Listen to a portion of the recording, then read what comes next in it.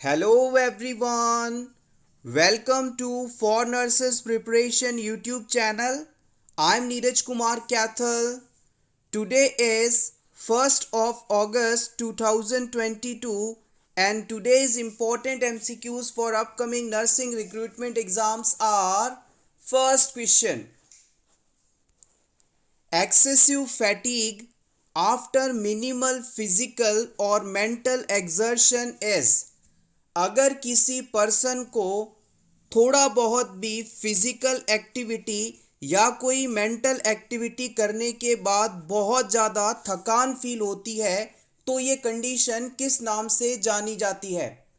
एक बार फिर से समझिएगा। अगर कोई पर्सन आपके पास आता है और आपसे कहता है कि मुझे थोड़ा बहुत भी फिजिकल एक्टिविटी या मेंटल वर्क करने के बाद बहुत ज़्यादा फैटीग फील होती है, थकान महसूस होती है, तो ये कौन सी कंडीशन है ये आपको बताना है।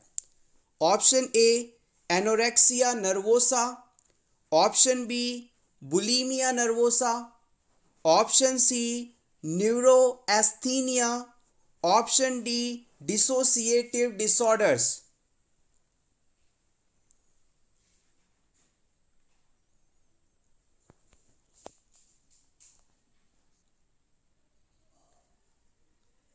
The right answer is option C. It is neurasthenia. Neurasthenia is a right answer. Option A और बी के अंदर बताई गई दोनों कंडीशन ईटिंग डिसऑर्डर्स है, जबकि डिसोसिएटिव डिसऑर्डर पर्सनालिटी से रिलेटेड है, जिससे इन सभी टर्म्स को हम आगे आने वाले वीडियोस में डिस्कस करेंगे। यहाँ पर बात करते हैं एग्जैक्टली न्यूरोस्थीनिया कंडीशन क्या है। न्यूरोएस्थीनिया कंडीशन फंक्शनल इलनेस को डिनोट करने के लिए इस्तेमाल की जाती थी। न्यूरोएस्थीनिया एक ओल्ड टर्म है जिसके द्वारा हम कभी कभी फंक्शनल इलनेस को डिफाइन करते थे, फंक्शनल इलनेस को डिनोट करते थे। फंक्शनल इलनेस को आप साइकोसोमेटिक इलनेस भी कह सकते हैं, इसे आप साइकोसोमेटिक इलनेस भी कह सकते हैं। साइको का मतलब होता है माइंड से रिलेटेड और सोमेटिक का मतलब होता है बॉडी। यानी अगर किसी क्लाइंट की थिंकिंग का इफ़ेक्ट उसकी बॉडी पर आए और इससे कोई डिजीज़ कंडीशन हो रही है तो उसे हम साइकोसोमेटिक डिसऑर्डर या फंक्शनल इलनेस या फिर न्यूरोएस्थीनिया कंडीशन कह सकते हैं। न्यूरोएस्थीनिया कंडीशन में पर्सन लगातार थका हुआ फील करता है, क्रॉनिक फैटीग में रहता है, पेशेंट में पैनिक अटैक्स आते रहते हैं, उसे रह रहकर डर लगता है, पेशेंट बहुत ही ज़्यादा इरिटेबल होता है, यानी उसे हर समय गुस्सा आता है, एंजाइटी में रहता है, डिप्रेशन में रहता है, लगातार हेडेक होती रहती है, नींद नहीं आती, मसल्स में प्रॉब्लम रहती है। ये सभी सिम्टम्स हैं जो कि फंक्शनल इलनेस या फिर न्यूरोएस्थीनिया कंडीशन में देखने को मिल सकते हैं। आप चाहें तो इसका स्क्रीनशॉट ले लें। Neurasthenia, functional illness, psychosomatic disorder. Next question. The tracheal windpipe is made up of cartilaginous rings. Shape of these rings are. हमारी जो ट्रेकिया है जिसे आप विंड पाइप के नाम से भी जानते हैं, उसमें कार्टिलेज से बनी रिंग्स पाई जाती हैं। ये रिंग किस आकार की होती हैं ये आपको बताना है। C shaped, S shaped, cone shaped, straight.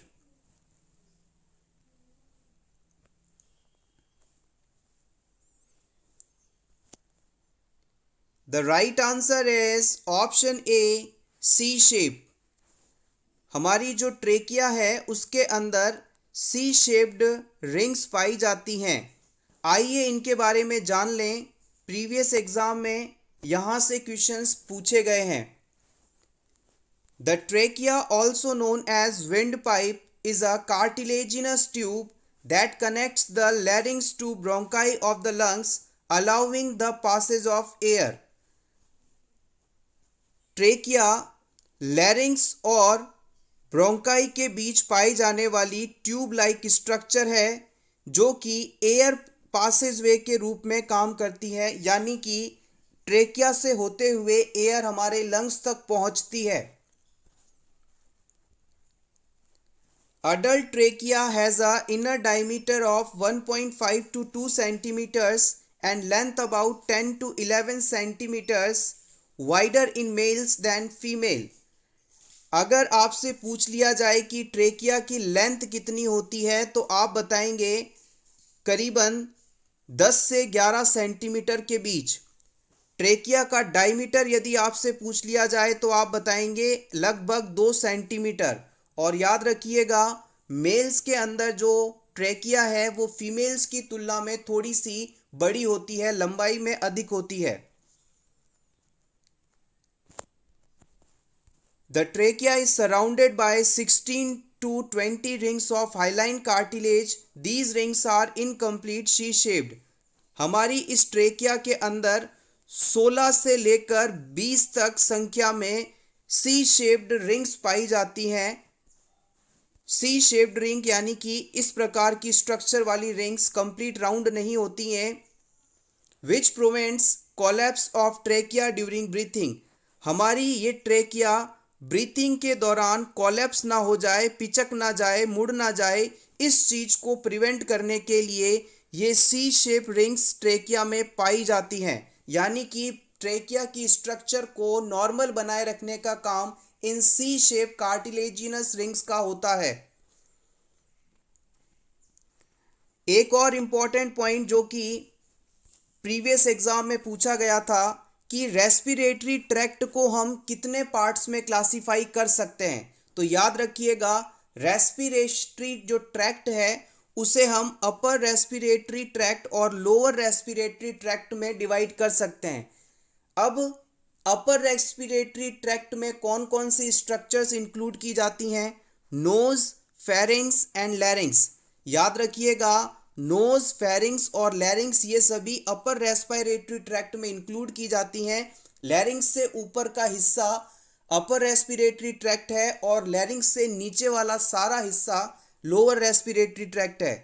Lower respiratory tract के अंदर ट्रैकिया, ब्रोंकाई, ब्रोंकियोल्स, एल्वियुलर डक्ट और एल्विलाई सभी को इंक्लूड किया जाता है।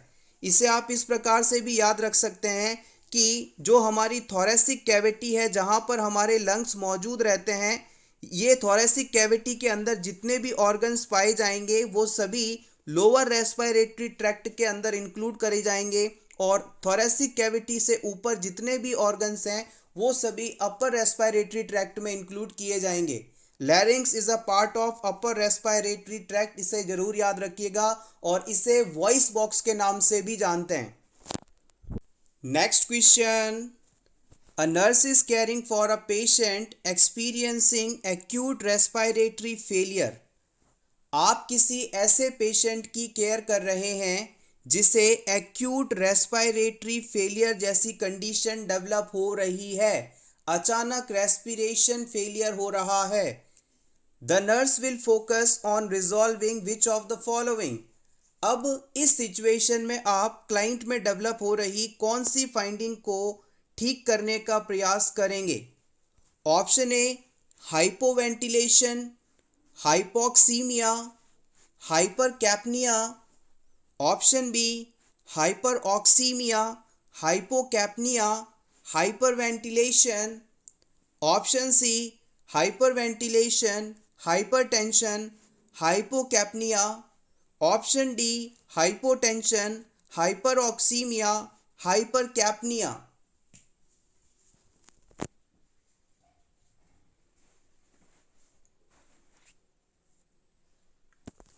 अगर आपको इन टर्म्स का मीनिंग पता है तो आप इस क्वेश्चन का आंसर इजीली दे सकते हैं। The right answer is option A. अगर पेशेंट में हाइपोवेंटिलेशन की कंडीशन है, यानी कि पेशेंट सांस नहीं ले पा रहा है, तो वेंटिलेशन कम हो रहा है, तो ये कंडीशन हमें ट्रीट करना ज़रूरी है। पेशेंट को हम कोई ऐसा इंटरवेंशन करेंगे जैसे कि फॉवलर्स पोजीशन में प्लेस करेंगे ताकि पर्सन इजीली ब्रीथ ले पाए, सांस ले पाए। दूसरा, हाइपोक्सीमिया। हाइपोक्सीमिया टर्म का एग्जैक्ट मतलब होता है ब्लड में ऑक्सीजन की मात्रा कम होना। अगर पेशेंट के ब्लड में ऑक्सीजन की मात्रा कम हो रही है तो तुरंत हमें इसका इलाज करना जरूरी है। हाइपोक्सीमिया बेसिकली सैचुरेशन कम हो रहा है, सैचुरेशन 90 से 100 के बीच रहना चाहिए। नेक्स्ट टर्म आता है हाइपरकैप्निया। हाइपरकैप्निया का मतलब है पेशेंट के शरीर में कार्बन डाइऑक्साइड का लेवल नॉर्मल से ज़्यादा हो रहा है। तो इस कंडीशन को भी हमें ध्यान देना है। अगर पेशेंट में कार्बन डाइऑक्साइड का लेवल लगातार बढ़ता रहेगा तो पेशेंट में रेस्पिरेटरी एसिडोसिस कंडीशन डेवलप हो जाएगी, जो पेशेंट के लिए बिल्कुल भी ठीक नहीं है। Next question, during central venous pressure measurement 0 point on transducer need to be at. जब हम सेंट्रल वीनस प्रेशर का मेजरमेंट करते हैं तो ट्रांसड्यूसर का 0 पॉइंट किस जगह पर रखा जाता है?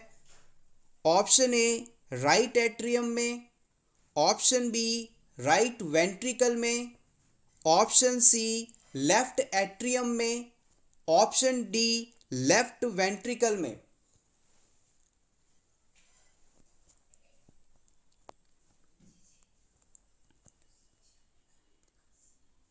The right answer is option A, right atrium. Let's see the rationale. Central venous pressure is measured by a central venous catheter placed through either subclavian or internal jugular vein. जब किसी person में हमें central venous pressure का measurement करना होता है तब हम सेंट्रल वीनस कैथेटर का इस्तेमाल करते हैं।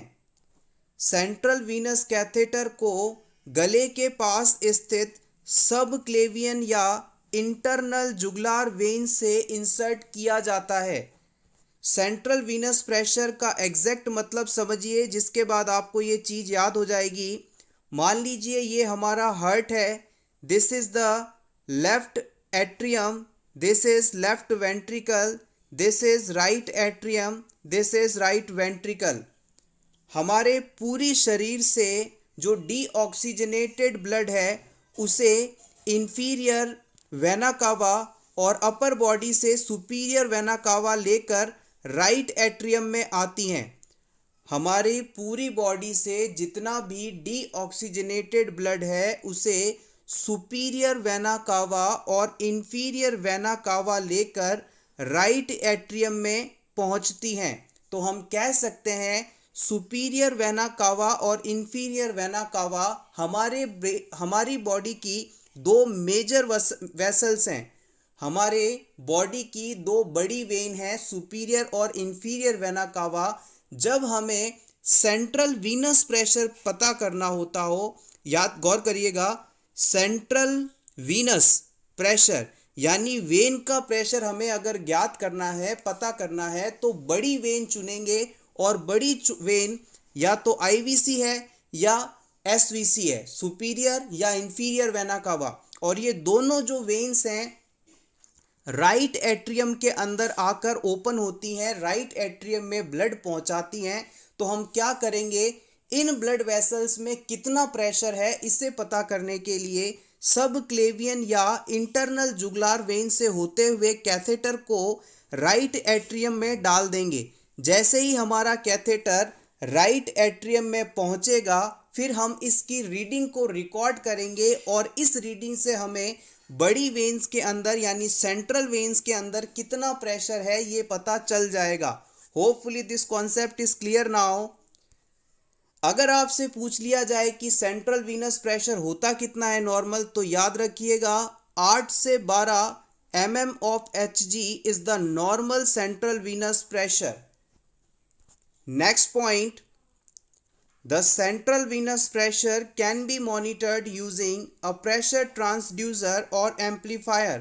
जब हम सेंट्रल वीनस कैथेटर को राइट एट्रियम में डालते हैं सब क्लेवियन वेन के थ्रू, तो इस कैथेटर के टिप पर जो प्रेशर सेंसेशन लगा होता है, सेंसर लगा होता है, उसे आप ट्रांसड्यूसर या एम्पलीफायर के नाम से जानते हैं. इसी सेंसर के द्वारा राइट एट्रियम में कितना प्रेशर है उसे रिकॉर्ड किया जाता है. Then the transducer must be aligned to horizontal plane in tricuspid valve. This is the important point and can be asked in upcoming NORCET exam 2022. अगर आपसे सिंपली पूछा जाए कि सेंट्रल वीनस प्रेशर मेजरमेंट के दौरान ट्रांसड्यूसर को किस heart के चैम्बर में रखते हैं, तो बताइएगा राइट एट्रियम. और अगर एग्जामिनर और डीप पूछना चाहेगा तो वो आपसे पूछ सकता है कि राइट एट्रियम में भी किस जगह, तो याद रखिएगा ट्राइकस्पिड वाल्व के लेवल पर. ये हमारा हार्ट है और हार्ट के राइट एट्रियम और राइट वेंट्रिकल के बीच में ट्राइकस्पिड वाल्व पाए जाते हैं. इन ट्राइकस्पिड वाल्व के लेवल पर हमें ट्रांसड्यूसर ला के रखना है और इस लेवल पर जो प्रेशर होगा वही एग्जैक्टली सेंट्रल वीनस प्रेशर रहेगा. Next question. sawtooth appearance on ECG wave is seen in. किस कंडीशन के होने पर ECG स्ट्रिप पर आपको sawtooth अपीयरेंस देखने को मिलेगी. sawtooth अपीयरेंस का मतलब है जैसे कि लकड़ी को काटने के लिए जो आरी इस्तेमाल की जाती है उसे अगर आप देखेंगे तो उसमें कुछ इस प्रकार की स्ट्रक्चर होती है. इस प्रकार में उसमें खांचे बने होते हैं जिससे कि लेफ्ट राइट मूवमेंट कराकर लकड़ी को काटा जाता है. तो इस तरह की स्ट्रक्चर यदि आपको ECG पैटर्न में देखने को मिले, इसे sawtooth अपीयरेंस कहेंगे. तो ये क्या बताती है? Atrial flutter, atrial fibrillation, SVT या PVC.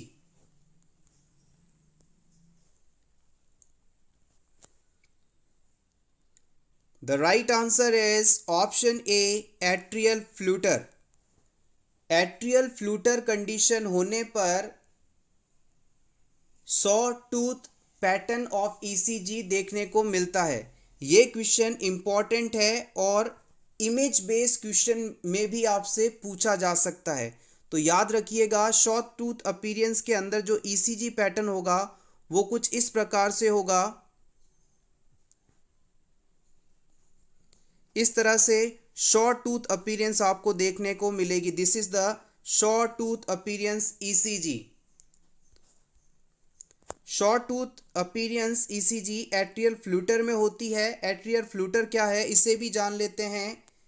Atrial flutter, the heart's upper chamber atria beat too quickly. This causes the heart to beat in a fast but usually regular rhythm.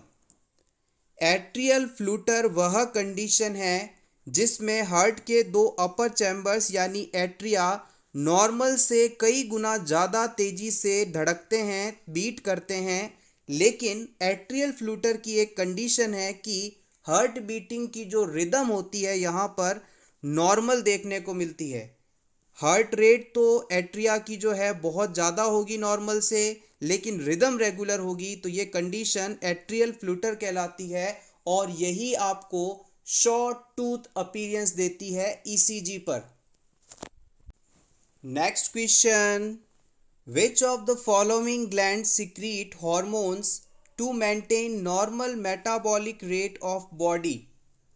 Body की metabolic rate या metabolism को maintain करने के लिए कौन सी gland responsible है ये आपको बताना है. Thyroid gland, pancreas, adrenal, testis.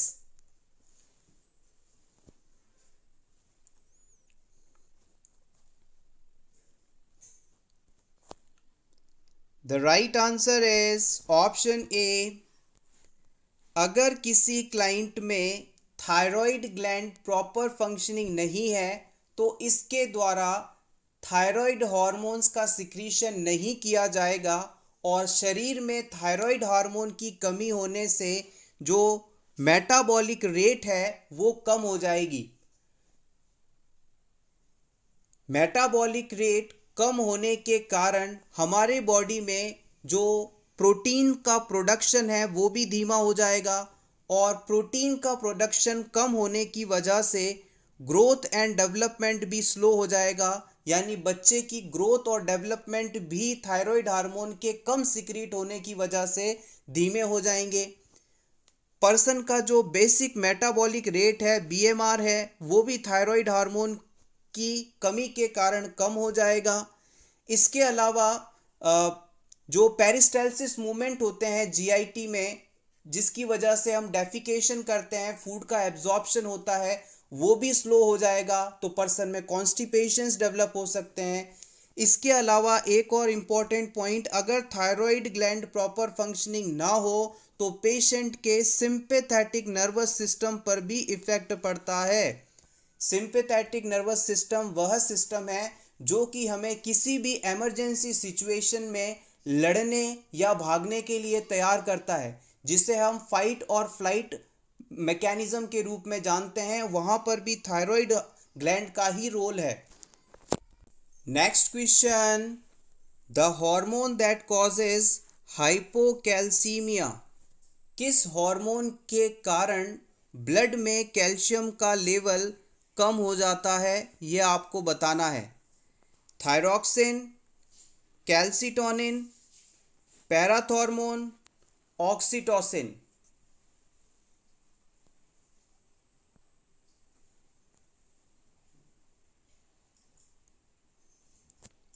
The right answer is option B, calcitonin. Calcitonin hormone thyroid gland के द्वारा प्रोड्यूस किया जाने वाला इम्पॉर्टेंट हार्मोन है।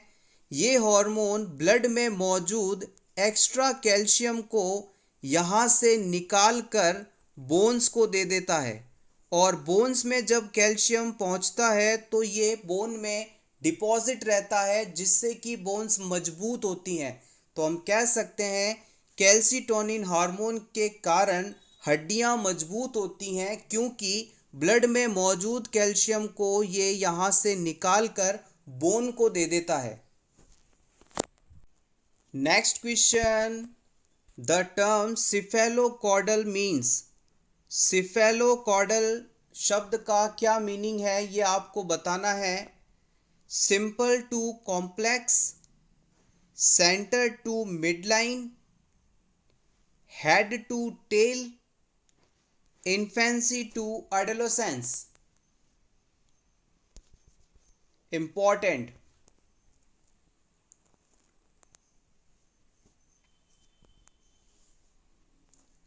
the right answer is option C। Paediatrics के अंदर जब आपने ग्रोथ एंड डेवलपमेंट टॉपिक पढ़ा होगा तो उस दौरान आपने इस टर्म को बहुत ज़्यादा यूज़ किया है। सिफेलोकॉडल शब्द का मतलब होता है head to tail. Let's see the definition. Cephalocaudal growth starts from head and moves down to the feet. जब बच्चे में ग्रोथ होती है यानी बॉडी का साइज बढ़ता है, उस समय सबसे पहले हेड एरिया बढ़ता है, सर का विकास होता है और फिर पैरों का। तो ये जो डेवलपमेंट या ग्रोथ का पैटर्न है कि पहले सर डेवलप होगा और फिर धीरे धीरे नीचे वाले ऑर्गन्स, पैर डेवलप होंगे। तो इस कंडीशन को या इस डेवलपमेंट के पैटर्न को हम सिफेलोकॉडल शब्द से बताते हैं। अगर ग्रोथ की बात की जाए तो सिफेलोकॉडल ग्रोथ और डेवलपमेंट की बात की जाए तो सिफेलोकॉडल डेवलपमेंट। तो याद रखिएगा, सर से डेवलपमेंट शुरू होगा, फिर नीचे धड़ वाले एरिया का डेवलपमेंट होगा, फिर एब्डोमेन एरिया का, फिर अपर एक्सट्रीमिटी का और फिर लोअर एक्सट्रीमिटी का। तो डेवलपमेंट का जो ये पैटर्न है ऊपर से नीचे सर के पैरों की तरफ, यही सिफेलोकॉडल टर्म द्वारा बताया जाता है। इसके अलावा एग्जाम में एक और टर्म पूछी गई है, proximo distal growth. Proximo distal क्या होता है? यहाँ पर प्रॉक्सिमो डिस्टल के अंदर दो शब्द हैं, प्रॉक्सिम और डिस्टल। जहाँ कहीं भी आपको प्रॉक्सिम शब्द दिखाई दे तो सिंपली आप इसे याद रखिए नियर या पास वाला, और जहाँ पर आपको डिस्टल शब्द दिखाई दे तो उसे डिस्टेंस से याद रखिए या फिर दूर वाला शब्द कह दीजिए। P फॉर पास वाला, D फॉर डिस्टेंस और दूर वाला। यानी कि growth starts from the torso of the body centre and moves upward to the arms and leg. Proximodistal growth का मतलब है जो हिस्सा शरीर के सेंटर में है, शरीर के बिल्कुल बीच है, उस हिस्से का विकास या डेवलपमेंट या ग्रोथ पहले होगी और उसके बाद जो डेवलपमेंट है वो दूर वाले हिस्सों यानी हाथ और पैरों तक होगा। एक बार फिर से देखिए, जैसे कि ये कोई पर्सन है, इस पर्सन के अंदर बॉडी का जो ये सेंटर पार्ट है जिसे आप थोरैक्स एरिया कह सकते हैं, टॉर्सो पार्ट कह सकते हैं, सेंटर पार्ट कह सकते हैं, ये प्रॉक्सिमल है, सेंटर के करीब है, तो इस एरिया का डेवलपमेंट सबसे पहले होगा और फिर जो डिस्टल पार्ट्स हैं उसका डेवलपमेंट होगा। जैसे कि पहले इस एरिया का डेवलपमेंट हुआ, फिर इस एरिया का, फिर फिंगर्स का सबसे लास्ट में, लेग के अंदर पहले थाइज एरिया, फिर नी जॉइंट एरिया, फिर नीचे वाला हिस्सा। तो डेवलपमेंट का जो ये पैटर्न है इसे हम प्रॉक्सिमो डिस्टल पैटर्न कहते हैं। अगर बात ग्रोथ की हो तो प्रॉक्सिमो डिस्टल ग्रोथ, और डेवलपमेंट की हो तो प्रॉक्सिमो डिस्टल डेवलपमेंट। किसी भी तरह से आप इसे समझ सकते हैं। आप चाहें तो इसका स्क्रीनशॉट ले लें, दोनों ही टर्म्स इंपॉर्टेंट हैं, सिफेलोकॉडल और proximo distal. Next question, the true contraindication of breastfeeding. इन चारों ऑप्शंस में से आपको उस कंडीशन को सेलेक्ट करना है जिसमें ब्रेस्ट फीडिंग नहीं करवाई जा सकती, ब्रेस्ट फीडिंग कॉन्ट्रा इंडिकेटेड मानी जाती है। सबसे पहले है रेडिएशन थेरेपी, फिर है लो बर्थ वेट, फिर आता है एड्स और आखिरी में है phenyl ketonuria.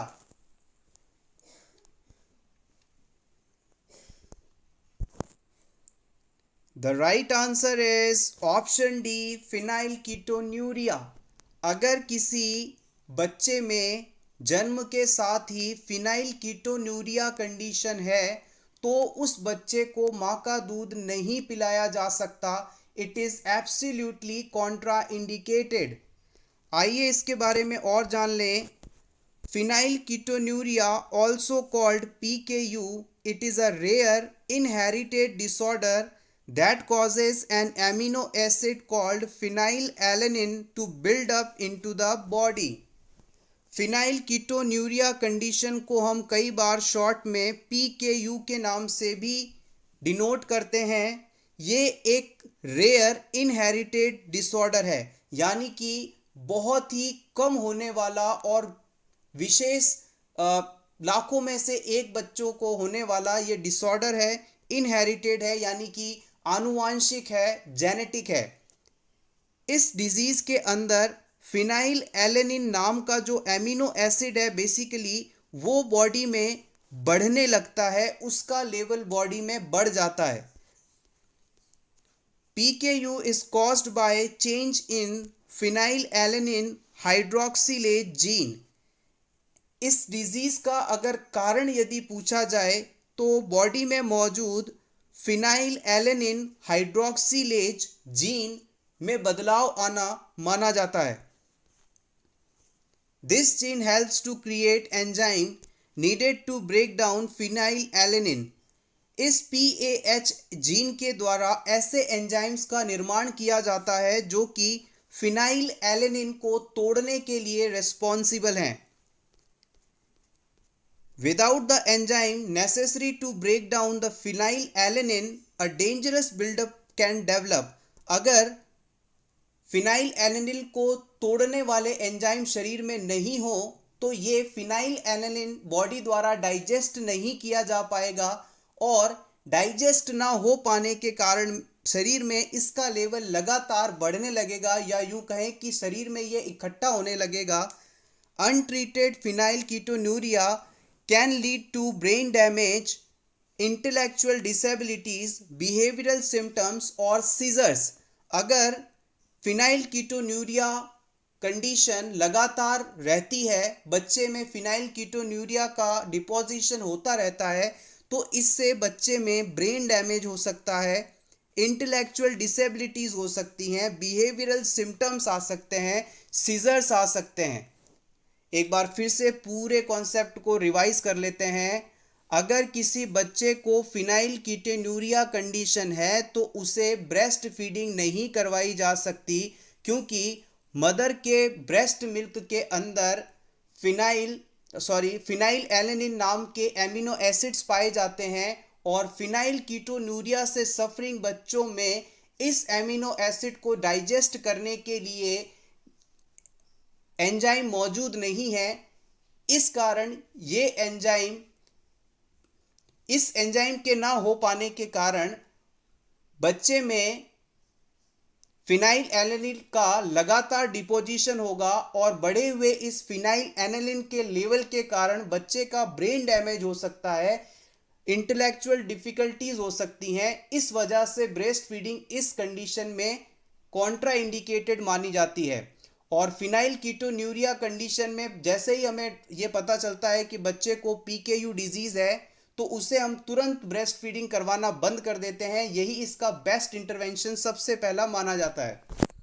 Next question, unwanted thought with repetitive rituals behaviour refers to. अगर किसी पर्सन को लगातार एक ही विचार बार बार दिमाग में आता है, और इस विचार के दिमाग में आते ही उसे एंजाइटी होती है, और इस एंजाइटी से रिलीफ पाने के लिए वो तुरंत कोई एक्शन परफॉर्म करता है, तो ये कंडीशन क्या कहलाती है? स्ट्रेस, फोबिया, ओसीडी या फिर एंजाइटी?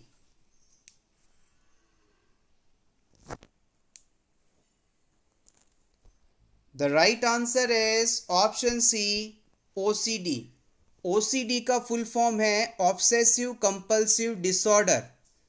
इस डिजीज कंडीशन में पर्सन साइकोमोटर डिस्टरबेंस को फेस करता है। पेशेंट के दिमाग में बार बार एक विचार आता है जिससे उसे स्ट्रेस होता है, चिंता होती है, और इस चिंता को रिलीव करने के लिए वो कोई ना कोई रिचुअल्स करता है, कोई ना कोई एक्ट करता है, कुछ ना कुछ एक्शन करता है। ये कंडीशन ओसीडी कहलाती है। Next important question, a routine urine analysis is ordered for a client. What should the nurse do if the specimen cannot be sent immediately to the laboratory? किसी पेशेंट में urine analysis करवाने का order है। आपने patient का urine sample collect कर लिया, लेकिन आप तुरंत इसे लेबोरेटरी नहीं भिजवा सकते, तो इस सिचुएशन में आप क्या करेंगे? आपके ऑप्शंस हैं। First option, take no special action. आप सैंपल नहीं भिजवा सकते तो कोई बात नहीं, पड़े रहने दीजिए। Option two, refrigerate the specimen. इस सैंपल को आप रेफ्रिजरेटर में रख दीजिए। Option three, store in dirty utility room and send it later. Urine specimen है, इसे किसी गंदी जगह या स्टोर रूम में रख दीजिए और बाद में भेज दीजिएगा। या फिर discard the specimen and collect another specimen later. आप इस स्पेसिमेन को थ्रो कर दीजिए, डिस्कार्ड कर दीजिए, और जब भेजना चाहें तब वापस फ्रेश सैंपल ले लीजिएगा। क्या करेंगे एग्जैक्टली आप?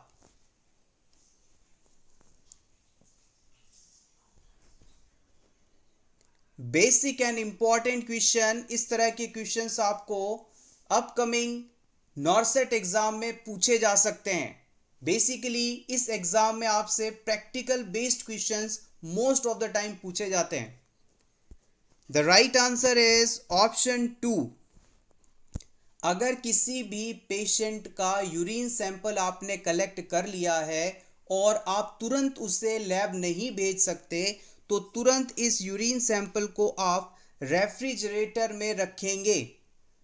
अगर आपने पेशेंट के इस सैंपल को रेफ्रिजरेशन में नहीं रखा तो इसके अंदर बैक्टीरिया की ग्रोथ बढ़ जाएगी और पीएच अल्टर हो जाएगा और इससे जो रिजल्ट्स आएंगे वो गलत आएंगे। इस वजह से यूरिन सैंपल को हम रेफ्रिजरेटर में रखकर कई घंटे तक प्रिजर्व कर सकते हैं, इसमें कोई दिक्कत नहीं आने वाली। अगर आप कोई एक्शन नहीं लेते हैं तो ये गलत माना जाएगा। आप यूरिन सैंपल को डर्टी रूम में रख देते हैं तो ये भी गलत माना जाएगा, क्योंकि बॉडी के किसी भी हिस्से से सैंपल लिया जाए, चाहे वो साफ हो या गंदा हो, पेशेंट के ट्रीटमेंट के लिए बहुत ही ज़रूरी है। तो कभी भी किसी भी तरह का सामान या फिर कोई सैंपल किसी गंदी जगह पर या स्टोर रूम में इसी प्रकार से आप नहीं रख सकते। आपको हमेशा इसे सही जगह पर प्लेस करना है। अगर सही जगह पर नहीं रखा तो इसकी पीएच अल्टर हो सकती है, बैक्टीरियल ग्रोथ बढ़ सकती है, सैंपल में मौजूद ग्लूकोज और प्रोटीन का लेवल अल्टर हो सकता है। इन सभी कारणों के कारण इसे रेफ्रिजरेट करना जरूरी है। और फोर्थ ऑप्शन कहता है कि इसे डिस्कार्ड कर दें और बाद में फिर सैंपल कलेक्ट कर लें। आप जब ड्यूटी ज्वाइन करेंगे तो उस समय आपके ऊपर पेशेंट्स का इतना वर्कलोड होगा कि आप किसी भी काम को दो बार नहीं कर सकते।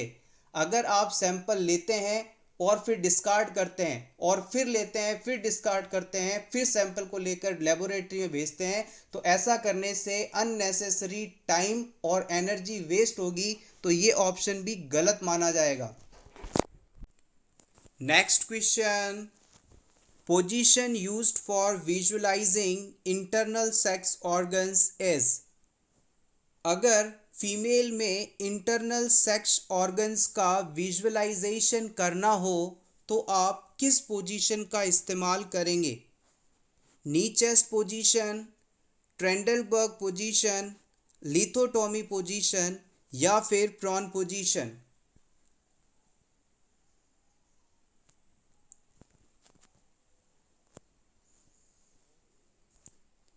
The right answer is option C, lithotomy position. जब भी फीमेल्स के अंदर इंटरनल जेनाइटल ऑर्गन्स का असेसमेंट करना होता है तो इसके लिए हम लिथोटॉमी पोजीशन का इस्तेमाल करते हैं। लिथोटॉमी पोजीशन में फीमेल को सुपाइन पोजीशन में प्लेस करके उसके हिप एरिया को फ्लेक्स करते हैं और नी एरिया को फ्लेक्स करते हैं। अब ये जो लोअर एरिया है, काफ मसल वाला एरिया है, इसे स्ट्रिम्स पर सपोर्ट देकर प्लेस कर देते हैं। ऐसा करके जो इंटरनल ऑर्गन्स हैं कंप्लीटली विजुअलाइज हो जाते हैं और उसके बाद फिर हम असेसमेंट कर सकते हैं। नी chest position basically rectum anal area का असेसमेंट करने के लिए इस्तेमाल की जाती है। ट्रेंडलबर्ग पोजीशन के अंदर पेशेंट का जो हेड साइड है वो बेड फुट साइड की तुलना में डाउन रहता है और प्रॉन पोजीशन जो है बैक एरिया का असेसमेंट के लिए दी जाने वाली पोजीशन है। Next question, the proportion weight of placenta to the baby at term. Term pregnancy पर बच्चे का वजन और प्लेसेंटा का वजन किस प्रोपोर्शन में होते हैं, किस अनुपात में होते हैं, ये आपको बताना है। 6:1, 1:2, 1:4 या 1:6?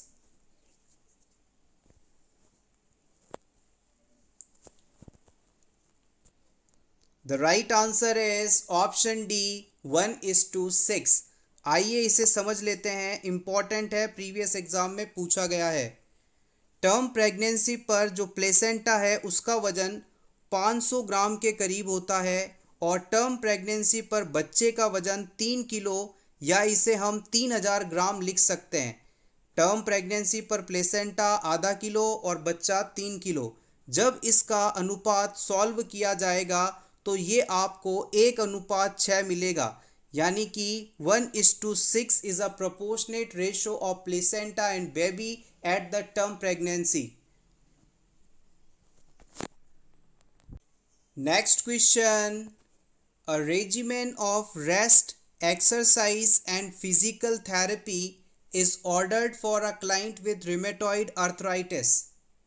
What should the nurse explain is the intended purpose of this regimen? आप किसी रिमेटॉइड अर्थराइटिस वाले पेशेंट की केयर कर रहे हैं. इस पेशेंट को रेस्ट, एक्सरसाइज और फिजिकल थेरेपी, बेसिकली आप इसे फिजियोथेरेपी कह सकते हैं, ऑर्डर की गई है. इस पेशेंट को रेस्ट भी करना है, एक्सरसाइज भी करना है, फिजियोथेरेपी भी लेनी है. ऐसा क्यों ऑर्डर किया गया है ये आपको बताना है. आपके ऑप्शंस हैं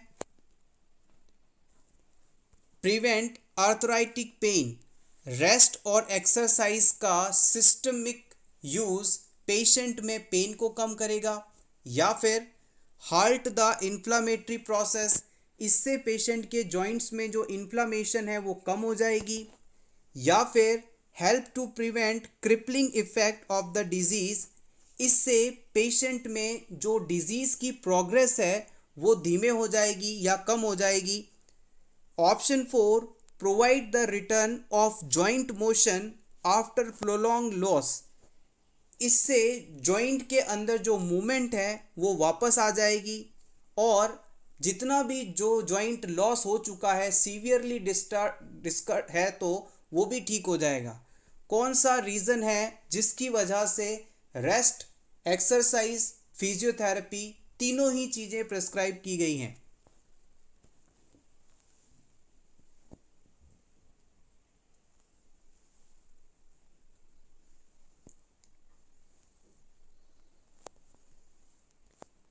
The right answer is option 3, help to prevent crippling effect of disease. Rest exercise का सीक्वेंस पेशेंट में इस डिजीज़ के प्रोग्रेस को रोकेगा. आइए इस चीज़ को और क्लियर करते हैं. जब हम इस पेशेंट को एक्सरसाइज करवाएंगे या इस पेशेंट को फिजिकली एक्सरसाइज करने के लिए कहा जाएगा तो इससे उसके जॉइंट के अंदर मूवमेंट होगी और मूवमेंट के कारण जॉइंट स्टिफ नहीं रहेंगे, जकड़ नहीं जाएंगे, जॉइंट्स धीरे धीरे काम करते रहेंगे. ये क्लाइंट के लिए बेनिफिशियल है. दूसरी बात, अगर पेशेंट को थोड़ी देर एक्सरसाइज करवाकर रेस्ट करने के लिए कहा जाता है तो इससे पेशेंट को कंफर्ट फील होगा, पेन कुछ कम होगा, साथ ही साथ इसके जॉइंट में जो इन्फ्लामेशन आने की संभावना है वो भी थोड़ी कम हो जाएगी. थोड़ा एक्सरसाइज करके थोड़ा रेस्ट करवाएंगे ताकि पेशेंट में दर्द कम हो, इन्फ्लामेशन कम हो. और एक्सरसाइज जॉइंट की मूवमेंट को बनाए रखने के लिए ज़रूरी है. होपफुली अब आप समझ गए होंगे कि रूमेटॉइड आर्थराइटिस वाले पेशेंट में रेस्ट और एक्सरसाइज क्यों दी जाती है. रिमेनिंग ऑप्शंस की यदि बात की जाए तो जब भी हम पेशेंट को एक्टिविटी करवाएंगे, एक्सरसाइज करवाएंगे तो उसमें पेन होगा, ये निश्चित है. लेकिन पेशेंट को दर्द होगा इसलिए वो एक्सरसाइज ना करे तो ये चीज़ गलत है. अगर पेशेंट अर्थराइटिस से सफरिंग है और वो एक्सरसाइज नहीं करेगा तो उसके जॉइंट पूरी तरह से स्टिफ हो जाएंगे, अकड़ जाएंगे, जकड़ जाएंगे और उनमें बिल्कुल मूवमेंट ख़त्म हो जाएगी. सो ये ऑप्शन गलत है. सेकंड ऑप्शन में कहा गया था कि एक्सरसाइज और रेस्ट को फॉलो करने से इन्फ्लामेशन प्रोसेस रुकेगा. ये गलत है. जब भी हम पेशेंट को एक्सरसाइज करवाएंगे तो जॉइंट मूवमेंट के कारण वहाँ पर इन्फ्लामेशन होगी और ये इसलिए यहाँ गलत माना जाएगा. ऑप्शन 4 के अंदर कहा गया था पेशेंट के जॉइंट चाहे कितने भी डैमेज हो गए हों उन्हें रेस्ट और एक्सरसाइज फॉलो करवा कर ठीक किया जा सकता है, जो कि बिल्कुल गलत ऑप्शन है. अगर किसी क्लाइंट के जॉइंट सीवियरली डैमेज हो चुके हैं आर्थराइटिस के कारण तो आप इन्हें कभी भी पूरी तरह से ठीक नहीं कर सकते. इसके लिए आपको प्रोस्थेटिक इम्प्लांट करवाना पड़ेगा. आर्टिफिशियल पार्ट उस जगह पर सर्जरी द्वारा डलवाना पड़ेगा, प्रोस्थेटिक इम्प्लांट करवाना पड़ेगा और कोई ऑप्शन नहीं है. Next question. The nurse is completing a health history of a client admitted to the hospital with osteoarthritis. Which joint does the nurse expect the client to report were initially involved? Select all that may apply. आपके पास hospital में osteoarthritis का patient आया है, आपने इस patient से health history ली। Health history लेने के दौरान आप इस पेशेंट द्वारा ऑस्टियोआर्थराइटिस की कंडीशन में सबसे पहले कौन से जॉइंट अफेक्ट होना बताया जाएगा। पेशेंट द्वारा किस जॉइंट में सबसे पहले तकलीफ हुई थी ये बताया जाएगा, आपको ये बताना है। और इस क्वेश्चन में आप एक से ज़्यादा आंसर्स को सेलेक्ट कर सकते हैं। हिप्स, नी, ankle, shoulder, metacarpal.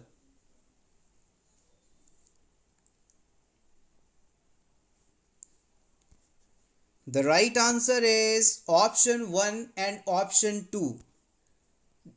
Osteoarthritis disease की शुरुआत में हिप्स और नी यानी कूल्हे और घुटने के जोड़ों में सबसे पहले तकलीफ शुरू होती है, क्योंकि हिप्स और नी हमारे शरीर के ऐसे दो इम्पॉर्टेंट जॉइंट हैं जो वेट बियर करते हैं। जब हम खड़े होते हैं तो हमारे शरीर का पूरा वजन हिप जॉइंट और नी जॉइंट के ऊपर आता है, और इसी वजह से वेट बियरिंग जॉइंट होने के कारण ऑस्टियोआर्थराइटिस कंडीशन में हिप जॉइंट और नी जॉइंट सबसे पहले प्रभावित होते हैं। जैसे ही ऑस्टियोआर्थराइटिस डिजीज की शुरुआत होती है तो हमारी बॉडी के द्वारा इस डिजीज के रिस्पॉन्स में फिजियोलॉजिक रिस्पॉन्स दिया जाता है, जिसके कारण हमारी बॉडी साइटोकाइनिन्स और प्रोटियोलाइटिक एंजाइम्स का सिक्रीशन करती है। जैसे ही पेशेंट में ऑस्टियोआर्थराइटिस कंडीशन होती है, पेशेंट की बॉडी के द्वारा साइटोकाइनेस and proteolytic enzyme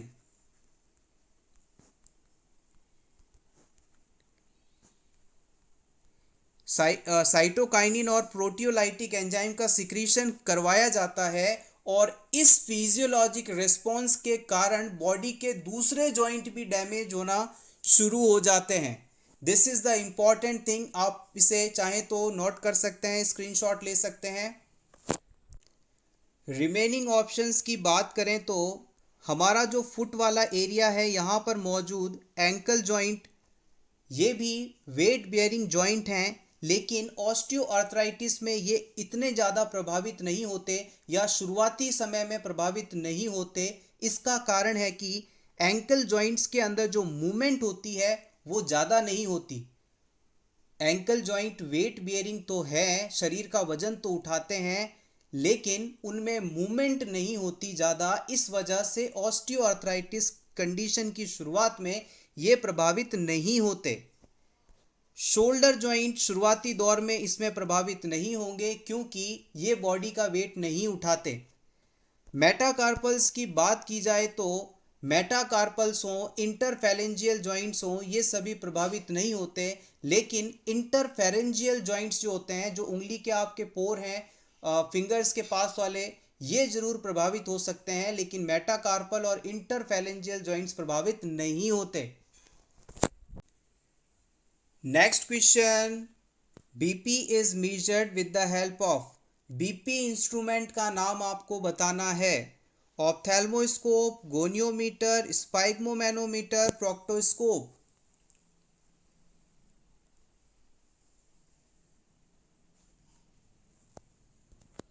the right answer is option C, sphygmomanometer. Sphygmomanometer को ही बीपी इंस्ट्रूमेंट कहा जाता है। ऑप्थेल्मोस्कोप आई के असेसमेंट के लिए इस्तेमाल किया जाने वाला इक्विपमेंट है।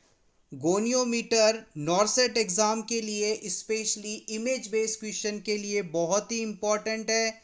गोनियोमीटर जॉइंट में रेंज ऑफ मोशन पता करने के लिए इस्तेमाल किया जाता है। प्रोक्टोस्कोप की बात की जाए तो इसे भी जान लेते हैं।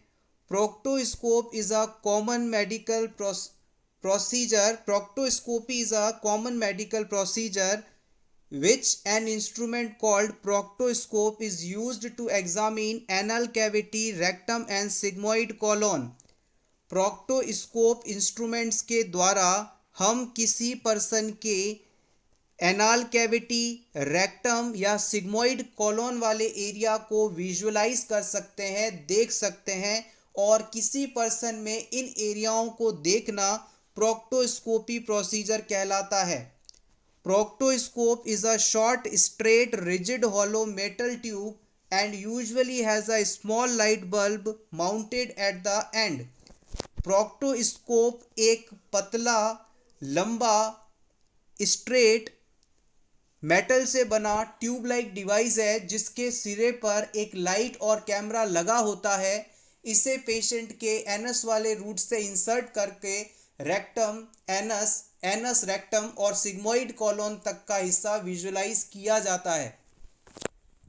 Next question, most common cause of blindness in India. Bharat में ब्लाइंडनेस का सबसे बड़ा कारण क्या है? Glaucoma, vitamin A deficiency, trachoma या फिर कैटरैक्ट.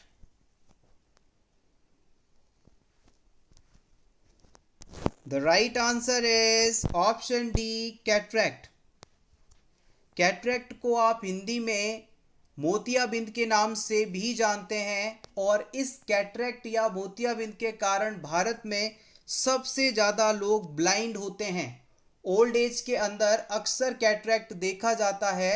कैटरैक्ट डिजीज़ में ओपेसिटी ऑफ आई लेंस हो जाती है, यानी आँखों का जो लेंस है वो धुंधला हो जाता है, सफ़ेद हो जाता है, जिसके कारण देख नहीं पाते हम.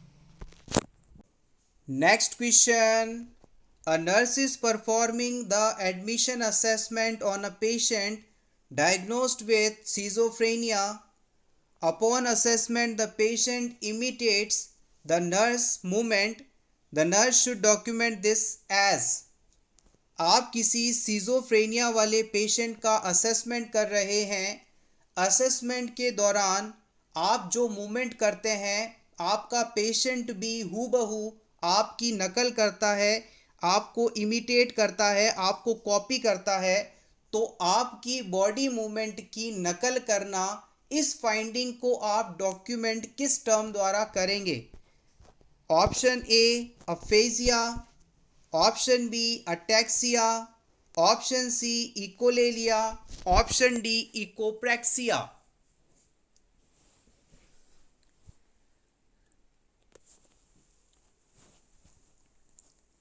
The right answer is option D echopraxia.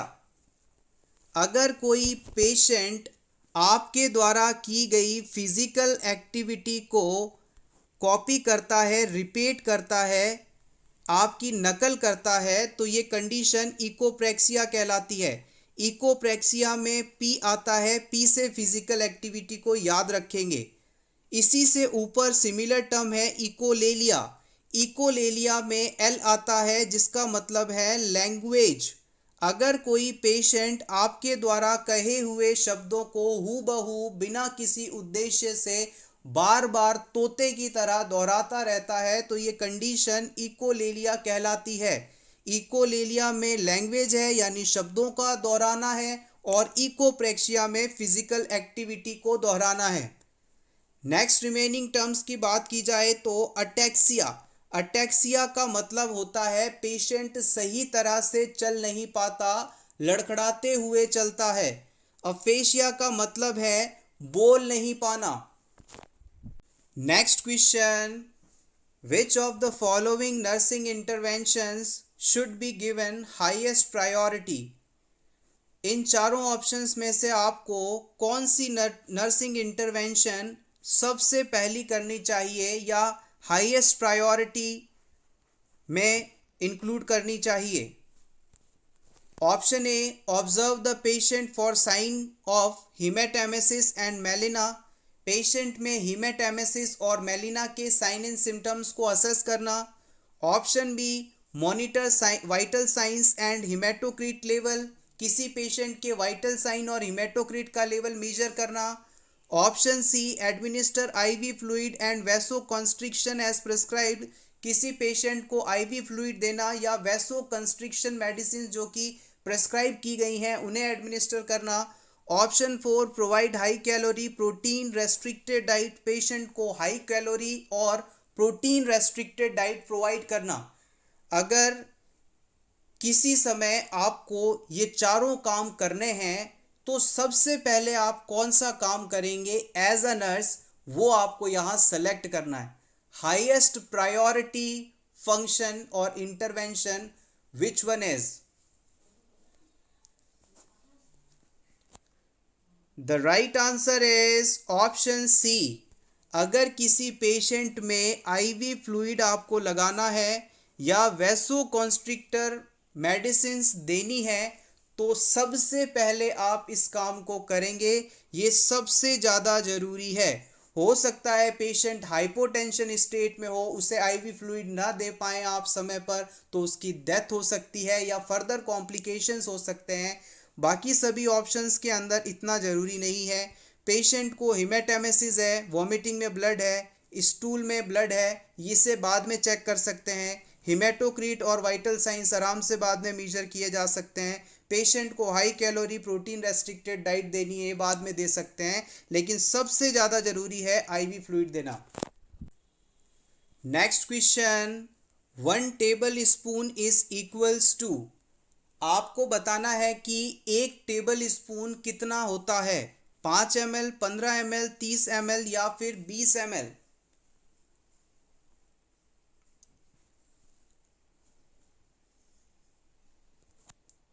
The right answer is option B, 15 ml। Tablespoon जिसे आप बड़ा चम्मच कह सकते हैं और टी स्पून इसे आप छोटा चम्मच कह सकते हैं।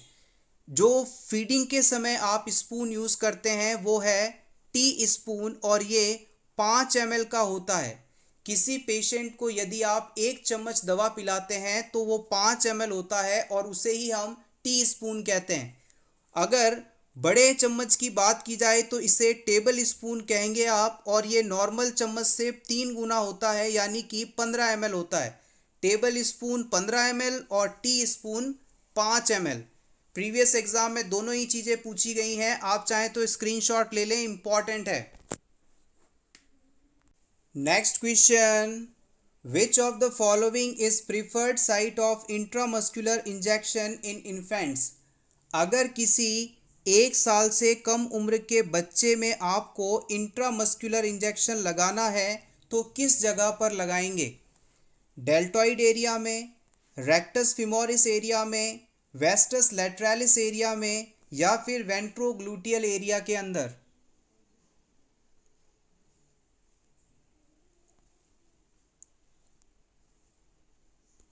The right answer is option C, vastus lateralis area में या वेस्टस लैटरलिस मसल्स में।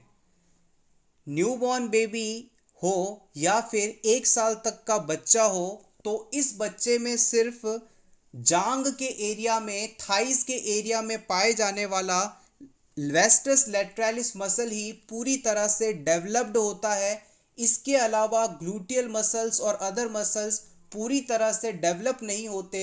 इस वजह से उन एरियाज में इंट्रामस्कुलर इंजेक्शन नहीं लगाए जाते। तो याद रखिएगा, इंट्रामस्कुलर इंजेक्शन यदि आपको इन्फेंट में लगाना है तो वेस्ट्रस लैटरलिस मसल्स में ही लगाएंगे, और वेस्ट्रस लैटरलिस मसल बच्चे की जांग में मौजूद होते हैं। और याद रखिएगा, इस आईएम इंजेक्शन को लगाने के लिए 5/8 इंचेस लॉन्ग और 25 गॉस की नीडल इस्तेमाल की जाएगी। Next question, inflammation of lymph node is known as. इस क्वेश्चन को हम प्रीवियसली डिस्कस कर चुके हैं। The right answer is option D, adenitis. अगर हमारे शरीर में किसी ग्लैंड के अंदर इन्फ्लामेशन होता है तो उसे हम एडेनाइटिस कहते हैं। एडेनाइटिस शब्द वैसे लिम्फ नोड्स के इन्फ्लामेशन को भी बताने के लिए इस्तेमाल किया जाता है। जिंजीवाइटिस का मतलब है मसूड़ों में सूजन, ग्लोसाइटिस का मतलब होता है जीभ में सूजन, और स्टोमेटाइटिस का मतलब होता है ओरल कैविटी के अंदर सूजन। Thank you so much everyone for watching this complete video. Best of luck.